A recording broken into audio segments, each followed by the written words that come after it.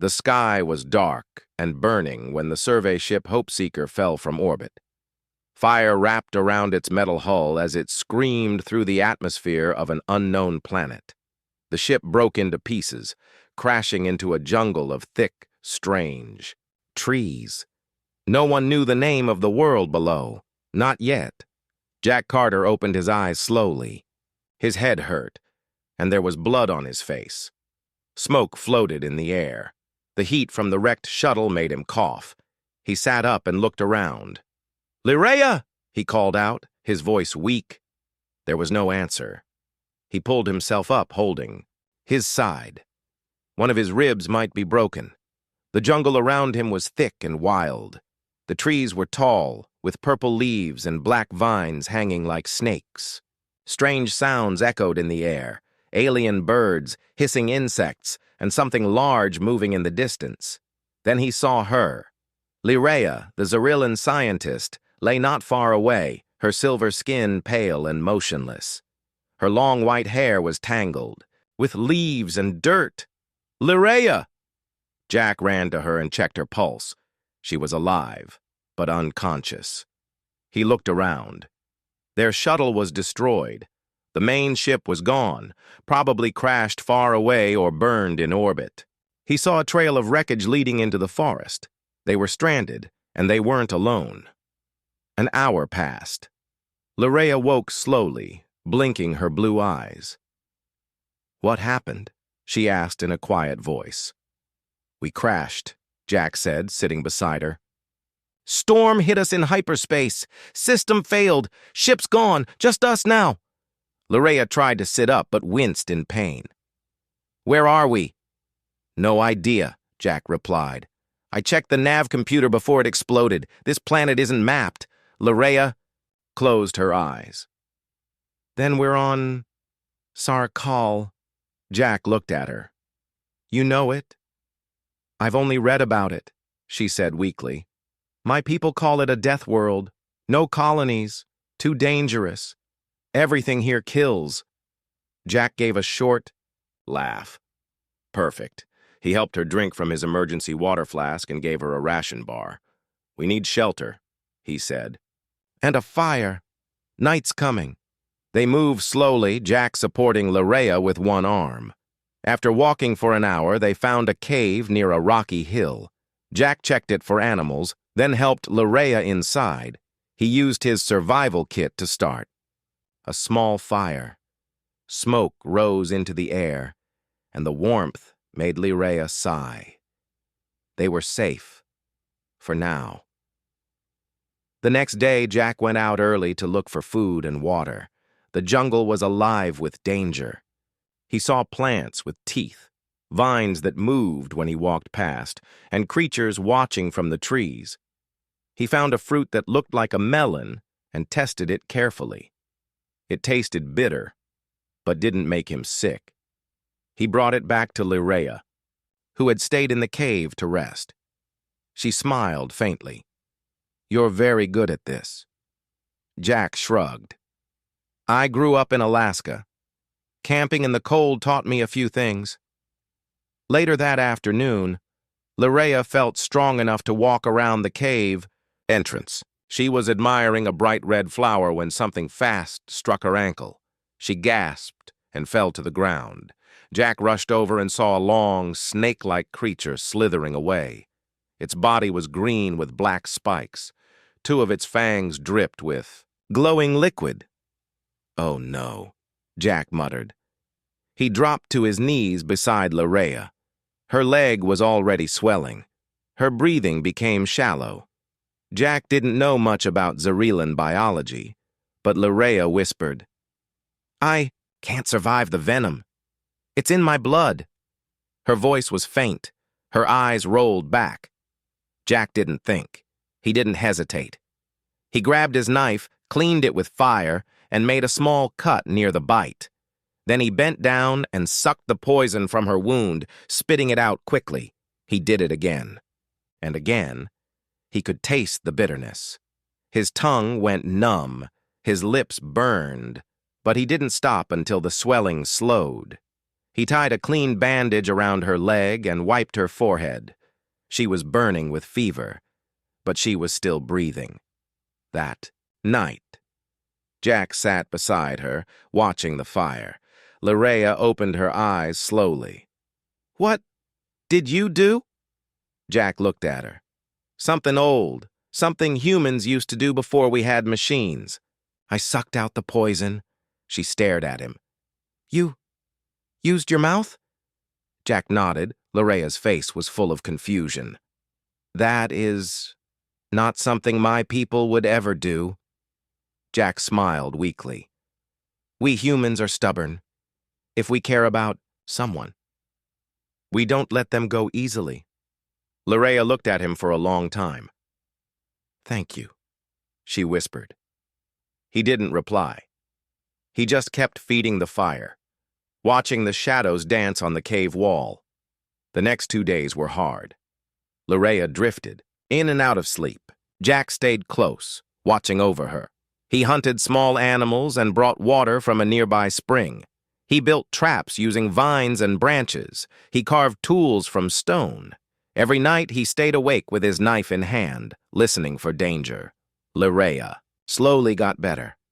On the 4th day, she sat beside him by the fire. "I was supposed to die," she said softly. "The venom. No Zerillan has ever survived it." Jack looked at her. "You almost didn't." She touched her leg.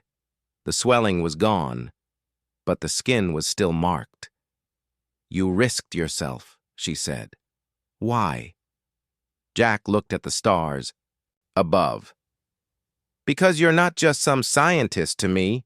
You're my friend, and I don't leave friends behind." Larea smiled. "Humans are strange." "Yeah," Jack agreed. "But we survive." They sat in silence, watching the fire. Suddenly, a deep growl came from the jungle. The firelight flickered. Leaves rustled.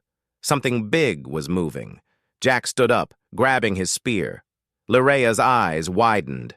"What is it?" "I don't know," Jack whispered, "but it sounds hungry." From the darkness, 2 yellow eyes appeared. The yellow eyes glowed from the shadows. A deep growl rolled through the night. Jack stood still, gripping his sharpened spear. Larea sat near the fire, her weak body trembling. She knew they couldn't outrun whatever was out there. Jack whispered, "Stay behind me." The creature moved closer. Its long body pushed through the trees, and the firelight revealed more of it. It was massive, like a panther but with 6 legs and dark purple fur. Its fangs were long and its claws were sharp enough to rip through bone. The beast stared at Jack. It sniffed the air and growled louder. Jack didn't back down. He stepped forward slowly, shouting and waving his arms to look bigger. "Hey! Back! Off!" The creature paused. Firelight flickered in its eyes. Jack threw a burning branch toward it. The fire startled the beast. It leapt backward and vanished into the trees. Silence returned. Larea let out a shaky breath. "You scared it away." "For now," Jack said, "but it'll come back." The next morning, Jack didn't rest. He worked fast, using vines, sharp sticks, and rocks to build traps around the cave. He set up tripwires and spears pointing upward in shallow holes. Larea watched him from the side. She was feeling better, though still weak.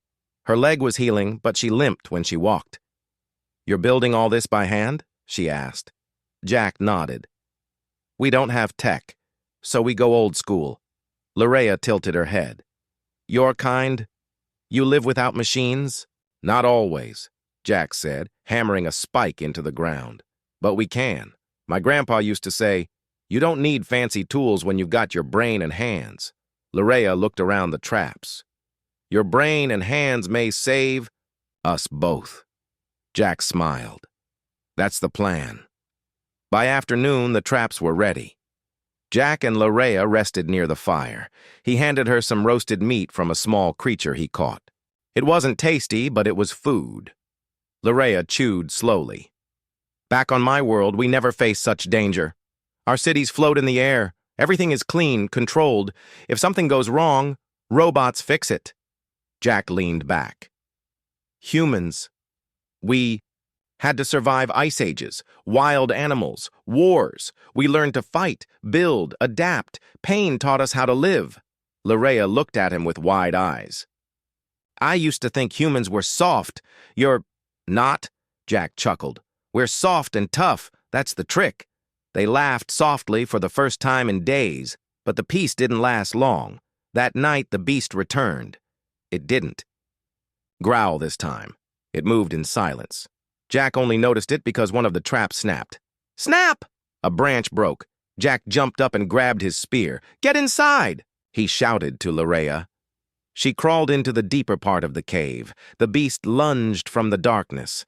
Jack stabbed forward with the spear, hitting its shoulder. It roared and backed away, blood dripping from the wound. The creature charged again. This time, it stepped into a pit trap. Sharpened sticks stabbed into its side. It shrieked in pain, trying to escape. Jack threw another burning stick at it. The beast fled into the jungle, wounded and angry. Jack breathed hard. His hands shook. Larea came out slowly. You fought it, and won. Not yet, Jack said. But now it knows I'm not easy prey. The next day they left the cave. Jack knew they couldn't stay in one place. The creature would return, or worse ones would come. He wanted to reach the crash site and find the emergency beacon. He supported Larea as they walked through the jungle. The air was hot and heavy. Strange bugs buzzed around them. Trees stretched high above, blocking most of the sunlight. They walked for hours, following the trail of wreckage. Along the way, Jack picked up useful scraps, metal pieces, wires, and half-burnt power cells. Do you think we'll find survivors? Larea asked. Jack shook his head. Not likely. The crash was bad. They found the first body near a broken tree. One of the crew, a navigator. His suit was torn and his face was pale. Larea bowed her head. Jack closed the man's eyes. They kept moving. By evening, they reached the main crash site. The ship was in pieces, scattered across a field of black rock and broken trees. Smoke still rose from some parts. Jack spotted the emergency beacon, half buried and sparking. He rushed over, dropping his pack. Can you fix it? Larea asked.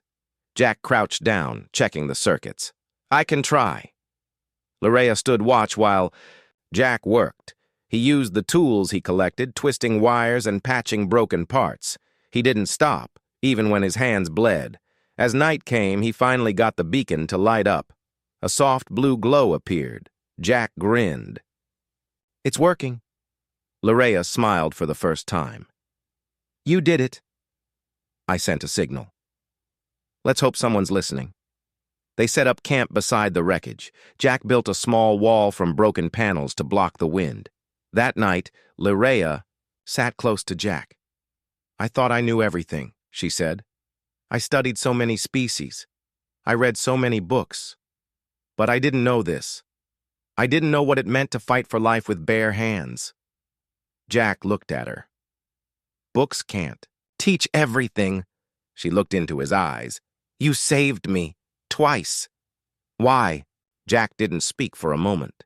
Then he said, because I care. And because that's what humans do. At dawn, Jack checked the beacon again. The signal was steady, but the peace shattered when a roar echoed across the sky. They looked up. Ship was coming, but it wasn't a rescue ship. It was long, black, and covered in weapons. Its engines roared as it landed near the wreckage. Larea's face turned pale. That's not our people. Jack's eyes narrowed. No, it's worse. That's a slaver ship. The black slaver ship landed with a loud hiss. Dust and smoke rose in the air. Jack and Larea ducked behind a large piece of the broken shuttle. Jack peeked over the edge and stared at the ship. It was long and ugly, like a flying claw. Sharp fins lined its sides. The hull was black with red marks, symbols of the Korvax Slaver Guild. Jack had heard about them.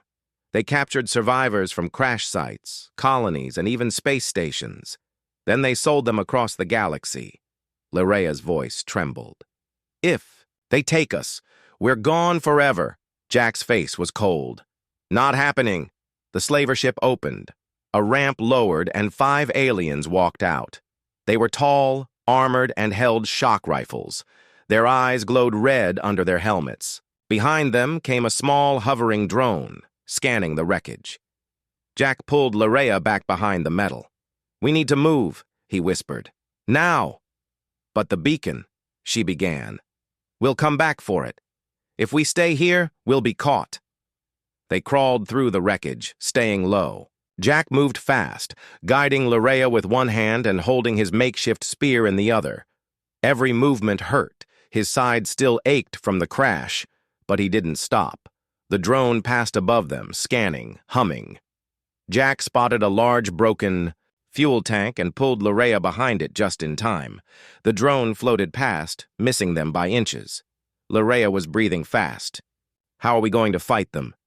Jack looked around. We don't fight them head-on. We trap them. They reached a cluster of trees just beyond the crash zone. Jack found a small, rocky hill with good cover.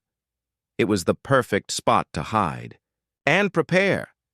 He started gathering sharp metal, vines, and branches. Lerea watched as he worked. You're doing it again, she said. Jack raised an eyebrow. Doing what? Surviving. With nothing but your hands. Jack smiled. It's what humans do best. He dug shallow holes, lined them with spikes, and covered them with leaves. He set up tripwires tied to sharp debris and placed rocks in high places to drop on enemies. He even rigged a small explosive trap using parts from a broken power cell. By the time the traps were ready, the sun was setting. That night, Jack and Lerea rested inside a small stone crevice near the hill. Lerea leaned against him. I never thought I'd survive a crash like this. You did, Jack said. You saved me. More than once. Jack looked at her gently. You're strong too, Lerea. Don't forget that. She gave a small smile. If we make it out of this, I'll never return to my old life the same. They both looked up at the stars, but the peace didn't last. Footsteps echoed in the jungle. Voices in a strange, guttural language followed. The slavers were close. Morning came with smoke. Jack saw one of the slavers moving near the hill. The drone floated above, scanning again. This time it found something, a heat signature. It beeped. The slaver raised his rifle and moved forward. Jack whispered, "Get ready." The slaver stepped on the first trap. Snap! A spiked pit opened beneath him. He screamed and disappeared. Another slaver rushed in, but tripped over a vine. A heavy rock swung from above and smashed into him. He fell with a loud thud. The others opened fire blindly. One of their shots hit a tree and set it on fire. Smoke filled the air. Jack used the moment to strike. He leaped from the rocks, threw a sharpened rod into a slaver's chest, and grabbed his weapon. He fired once, hitting another in the shoulder. Lerea stayed hidden, covering her mouth to stop herself from crying out. The last slaver backed away toward the wreckage, calling for help on his radio. But Jack had one last trick. He lured the slaver toward the explosive trap. As soon as the enemy stepped close, boom! A flash of fire erupted. The last slaver was thrown backward, knocked out cold. Jack returned to Lerea, breathing hard. All clear, he said. Lerea looked at him like he was a legend. You took them down, all of them. Just slowed them down, Jack said. There could be more on the ship. He checked the bodies and collected weapons. He handed one to Lerea. Ever use a blaster before? She nodded slowly. In training, never in real combat. Well, now's your time. They returned to the crash site and found the beacon still intact. Jack adjusted the signal, adding a special code humans used, a distress call that only Earth Command would recognize. Then they hit again. Hours passed. The jungle was quiet. Then, in the far sky, they saw another ship. It was small, fast and shaped like a bird. It wasn't black like the slaver ship. It was silver blue, with the flag of the Zerillan High Guard on the side. Lirea gasped. "My people!" The slaver ship lifted off fast, trying to escape. But the Zerillan patrol fired a warning shot. The blast hit the slaver's engine, and the ship crashed back to the surface, burning. Zerillan troops landed. They moved through the wreckage, weapons ready. Lirea ran out, waving her arms. "We're here!" The troops surrounded them, but quickly recognized Lirea. One of the officers removed his helmet. "Princess Lirea?" Jack blinked in surprise. "Princess?" Lirea smiled shyly. "I didn't tell you?" Jack shook his head. "No, you left out the royal part." Later, they sat inside the rescue shuttle. Lirea was being treated by medics, but she kept looking at Jack. The commander approached Jack. "We received your signal. The code you used, only human rangers know that." Jack nodded. "I'm one of them." The commander looked impressed. "You saved the princess. You fought slavers. You survived on Sarkal for days. Alone." Jack shrugged. "I had help." Lirea stepped beside him. "He's being humble. I would have died without him. He sucked the venom from my leg. He fought beasts. He built traps. He never gave up." The room went quiet. One of the Zerillan guards said softly, "Humans are not weak." That night, the ship lifted off, taking them away from the death world. Lirea sat beside Jack in the observation deck. She looked at the stars, then at him. "I owe you everything," Jack smiled. "You don't owe me anything." She reached out and took his hand. Still, "Thank you." Jack looked out the window, his face calm. "We're not done yet. There's still a galaxy out there." Lirea nodded. "And I want to see it. With you." The rescue ship moved away from the burning crash site of Sarkal. Jack sat quietly, watching the jungle shrink below. His body ached, but his mind was sharp. He thought about what had happened and what might come next. Lirea sat beside him, still weak, but smiling. She looked at Jack with new respect. He was more than just a survivor. He was a symbol of human strength. Days passed as the ship flew toward the nearest Zerillan space station. Jack spent time talking with the medical staff. They checked his injuries and gave him food he hadn't tasted in days. Lirea was recovering fast. She told Jack about her people, their peaceful cities, their advanced technology, and their cautious nature. "My people don't take risks," she said. "We avoid pain, we avoid war. But humans, you are different." Jack smiled. "Pain is part of life. We learn from it. We don't give up just because things get hard." Lirea looked thoughtful. "That is why you survived on Sarkal. Your will is stronger than your wounds." Jack shrugged. "Maybe. Or maybe I just didn't want to lose you." She looked at him quietly. "You risked your life to save me. That means more than words." At the space station, Jack met Zerillan leaders for the first time. They were tall, graceful, but cold. They thanked Jack, but warned him. "This world is dangerous," one leader said. "You were lucky to survive. Humans are fragile." Jack didn't like the tone. He stood tall. "Maybe you're wrong. Maybe humans are tougher than you think." The leaders looked surprised. Lirea stepped forward. "I disagree. Jack saved my life. His strength is real." Jack smiled. "Thanks, Lirea." Jack and Lirea spent more time together.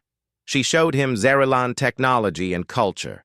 He told her about Earth, about humans' struggles and hopes. One night, they walked on the station's observation deck. "The galaxy is bigger than we imagine," Lirea said softly. "And full of danger." Jack looked at the stars. "That's why we need to be ready. We humans don't back down from danger." Lirea smiled. "I see that now. You teach me about courage." Jack reached for her hand. "And you teach me about hope." Meanwhile, the Slaver Guild was not finished. News came that the Korvac slavers were sending more ships to Sarkal to capture any survivors. They wanted revenge. Jack knew this was a new battle. He started training with Zeralan soldiers, learning their weapons and tactics. He shared his own survival tricks, teaching them how to think like humans. "Never stop fighting," he told them, "even when it looks hopeless." Larea joined, too. She was determined to help protect her people. Together, they formed a small team, humans and Zerilan, working as one. Back on Sarkal, Jack and the team landed to clear the slaver threat. The jungle was still wild and dangerous. Jack led the way through traps and ambushes. His experience on the planet helped them survive. They fought hard against the slavers, using guerrilla tactics and clever traps. The Korvac forces were strong, but Jack's team was stronger. Larea fought by Jack's side, her courage growing every day. After days of battle, the slavers were pushed back. Their ships were destroyed or captured. The jungle was quiet again. Jack and Larea stood on a hill looking at the horizon. "We saved this world," Jack said. Larea smiled. "Because you never gave up." Jack looked at her. "Because that's what humans do." They both knew the galaxy was full of dangers. But together, they were ready. That night, under the stars, Jack and Larea shared a quiet moment. She leaned on his shoulder. "Thank you for believing in me," Jack whispered. "Thank you for believing in me." They looked up at the vast galaxy, full of hope, full of fight, full of life. The battle for Sarkal was not yet over.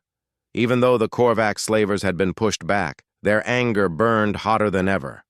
They would return with more ships, more weapons, and more soldiers. Jack Carter knew this. He sat in the command room of the Zerilan base, staring at the holographic map of the system. Larea stood beside him, her eyes sharp and determined. "We cannot let them take this world," she said. "Not after everything we've done." Jack nodded. "Then we fight smarter. We use everything we have." Jack and Larea worked together to build a defense plan. They trained soldiers in human survival tactics, how to use the jungle, how to set traps, how to stay calm under pressure. Jack showed them how to make explosives from the ship's power, cells, and how to use simple weapons with skill and precision. Larea coordinated with the Zerilan fleet, sending messages to nearby systems asking for help. The galaxy was watching now. Days later, the Korvac fleet arrived. This time it was larger, 10 ships, armed with powerful weapons. The slaver ships entered orbit and began firing at the planet's surface. Jack and the Zerilan soldiers were ready. Using the terrain and traps, they hid in the jungle, launching surprise attacks on the landing parties. Jack led a small group into the enemy camp at night. They destroyed supply lines and captured weapons. Larea commanded the defense from the base, her voice calm and strong. The battle raged for days. Jack fought bravely. He used everything he had learned and taught. He never gave up, even when his team was outnumbered. Larea watched from the command center, her heart pounding. She prayed for Jack's safety. One day, the slaver leader, an enormous alien covered in black armor, challenged Jack to a duel. The two met in the jungle clearing.